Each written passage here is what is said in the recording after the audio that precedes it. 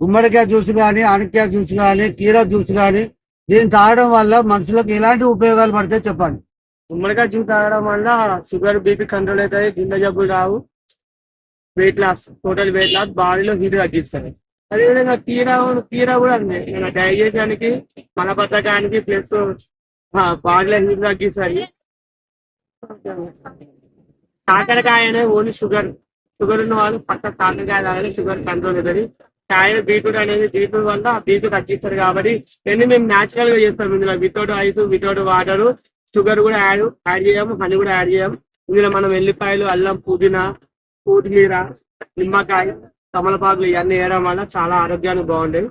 Natural గా ఇది తాగడం వల్ల పొద్దున్నే మనం ఎంటీ స్టమక్ తో తాగడం వల్ల చాలా మంచిది కాబట్టి కస్టమర్లు కూడా రోజు మాకు చాలా మంది వస్తుంటారు.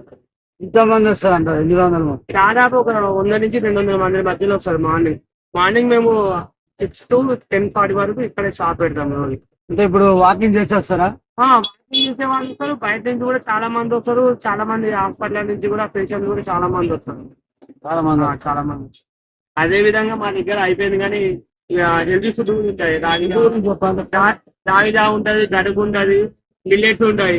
ఉలవచారు మా దగ్గర చాలా ఫేమస్. ఉలవచారు తాగడం వల్ల మనకి కిడ్నీలలో స్టోన్స్ అనేది కరుగుతాయి, లెఫ్ట్ మనకి షుగర్ బీపీ కంట్రోల్ అవుతుంది ఉలవచారు వల్ల. అన్ని ఏదైనా కానీ న్యాచురల్ గా మేము చేస్తామన్నది.